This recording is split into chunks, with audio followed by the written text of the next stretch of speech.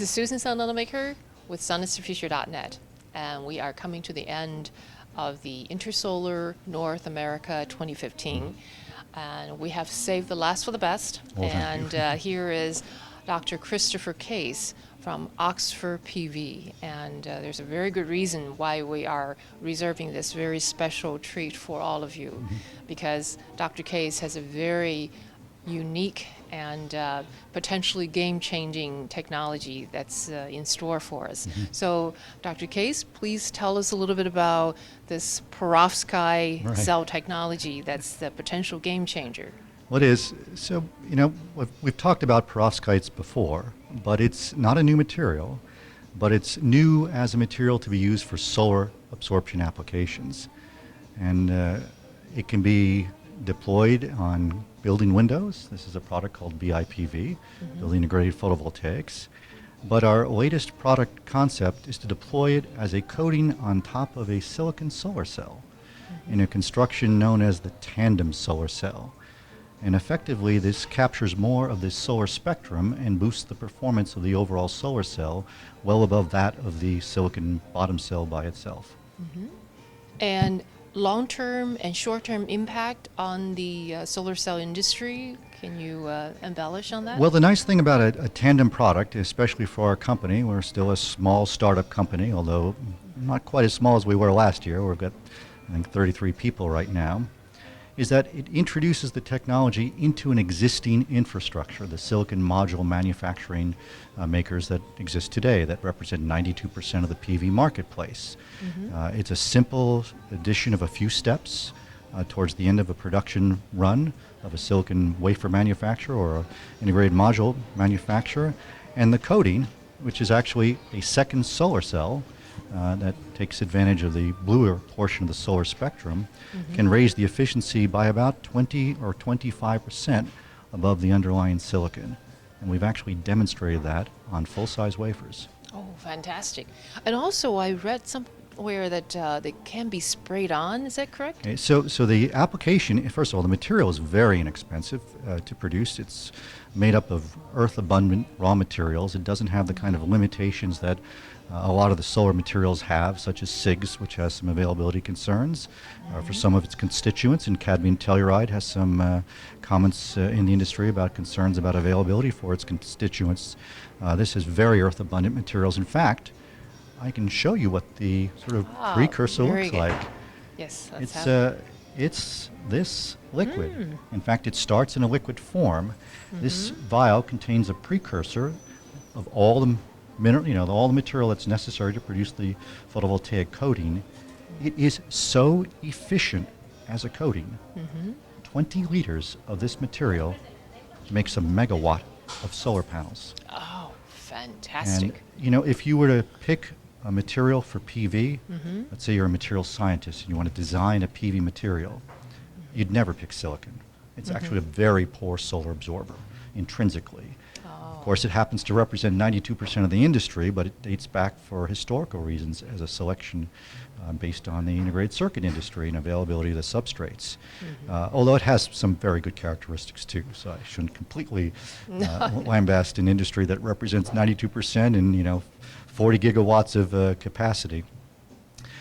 But we're onward and forward for something even better. But this is the kind of material you would design if you were designing a custom solar absorber. It has the characteristics very similar to gallium arsenide, very high absorption in the solar spectrum. In fact, you can change its sensitivity to different band gaps of the sunlight spectrum, which is another feature of the material, which allows us to make different architectures in the tandem solar cell also. And by implementing it in a tandem architecture, we introduce it into an existing market. The current infrastructure for PV panels today, or the 92% of the PV panels that are silicon. And in fact, by the way, this would not be limited to silicon. This can make tandem or multi-junction cells on top of almost any other existing solar cell material, like gallium arsenide or on top of cadmium telluride or SIGs. Very good. So potentially within the short term, it can boost the efficiency level of silicon. And Right. I mean, we've demonstrated boosts on the underlying silicon wafer that are substantial and well beyond what silicon can achieve today in any of the sort of various things that are going on. Silicon is such a mature technology now that it's already at 25+% for the highest efficiency, sort of record-setting solar cells. The theoretical efficiency is maybe 29%. There isn't much left. And in the industry, the module manufacturers battle over a few tenths of a percent at a time incremental improvements. So they might have a 20% solar cell and they sell their capacity to their customer, and someone announces a 20.1% solar cell and they get the business for that solar cell. But it's only incremental improvements that are left in the silicon market. This allows a step change in performance at a very, very low cost. very, very good. So both long-term, short-term, we're going to expect great things from the perovskite cell technology. I mean, in the longer term, we would expect that perovskite would stand by itself, and we would actually move beyond silicon to all perovskite-based technology. And in fact, as I said, fundamentally, it behaves more like gallium arsenide than like silicon from its performance standpoint, which means it could achieve the kinds of performance that gallium arsenide achieves with a single solar cell, which is in excess of 28%. And then you could imagine even further doing a perovskite on perovskite tandem multi-junction combination, approaching 35 to 40%. Wonderful. Well, tell us something about the processing. How does it age? How's the efficiency going to change as it ages? Plus the equipment costs. Sure. How easy or is it not so easy to manufacture? I mean, one of the nice things about the material, because it begins in this liquid form, we use currently an all wet deposition process. In fact, the process equipment that we use, we've selected a particular technique, but it's amenable to many sort of common ways to produce thin, layers of liquids and eventually dry them into these perovskite cells. You can spray it, you could inkjet print it, you can do something called doctor blade coating, you could dip coat it. In fact, it's so good, it doesn't really matter. You just have to get it down onto the surface of the substrate, the glass or the silicon solar cell, and then you cure it by heating it up, and during the process of curing, it forms the correct chemical structure for the high absorption coefficient perovskite-based solar material. So it's a very inexpensive equipment set. It's the kind of equipment that's used currently for things like the coatings on large area glass today. It's we've spoken to manufacturers of the equipment. They're ready to back us up and produce tools to implement into the silicon industry. So we would just have to introduce a few additional steps near the end of a silicon production line to add this second coating or this second solar cell on top of the silicon. Wow, fantastic. It sounds like it's flexible, easy enough. We might be able to expect to see it in many different kinds of industry. Well, we certainly expect to see it across the silicon module marketplace. And we have plans to have demonstration modules at the end of the year on top of silicon solar cells. And our current process shows that we're able to deliver that. Of course, a product like this has to achieve the industry expectations for reliability and stability. And we do understand that. I mean, customers who buy PV panels today, receive warranties of 20 or 25 years and probably have expectations of warranties even beyond 20 or 25 years. And so this material would be a failure if it could not meet or exceed those lifetime targets. We believe from our own internal testing that there's no reason that we can't achieve those, and in fact have demonstrated reliability performance under stress tests in excess of 3,000 hours using industry standard tests where 1,000 hours is the specification. Now, I know that a real module manufacturer doesn't stop at 1,000 hours. They go well beyond 5,000 because the reality is they want to stress them as hard as they can to make sure that they absolutely have a long-term reliable product. And we'll continue to stress our products before we're confident that it's ready for the marketplace.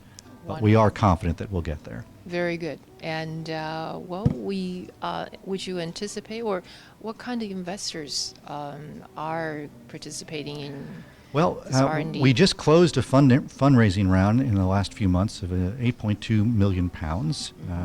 We've got an open sort of an extension or top up to the round available in the next few months, up to another £6 million. We've raised, I think, to date close to £14 million, 15 million pounds. We have a good investment profile. I mean, we are in the UK, and we began with some wonderful angel investors out of the UK in a contribution investment from the University of Oxford, and we're a spin out from that university. And the technology origin is from Professor Henry Snaith at the University of Oxford, who, by the way, has recently received an FRS, Fellow of the Royal Society, an extremely prestigious thing. We're unbelievably proud of Henry and his accomplishments, and he helps, guide our technology going forward also. But that investment portfolio has broadened, and we now have investors from across Europe, from the United States, and even from Asia. Dr. Case, as a matter of fact, where would people get in touch with you or your company if they're interested in investing or participating in any kind of a further collaboration or research with you? Easy question. I mean, if you go to our website, which is simple, oxfordpv.com, you'll find a contact page. You can reach directly out to our CFO, David Smith. If you have interests in investment for the company, you can reach out to me, Christopher Case. I'm the Chief Technology Officer there. If you have interest in the technology or the commercialization for the technology. And we're happy to do lots of partnerships and collaborations, and we have many existing partnerships around the world with people interested in bringing this into their product line today, and other research groups also to help further the technology. I mean, we would like to see perovskites win in the world. Of course, we'd also like to see perovskites be successful for the company. Sure. I'm sure solar industry would really look forward to such wonderful game-changing. It's one of those, it's an unfortunate nomenclature, perovskite, because it only is named after the mineral structure. It doesn't contain any of the original perovskite elements, and I wish more people would refer to it as perovskite-based solar. But regardless, if you haven't heard about perovskite for PV, you will now. Yes, we are looking forward to great things from your company, and this will be potentially a wonderful game-changing technology from the perovskite cell technology that we will continue to look forward to. Right. And this is Susan Sun Nunamaker signing off with sunisthefuture.net, and have a good day. Thanks so much.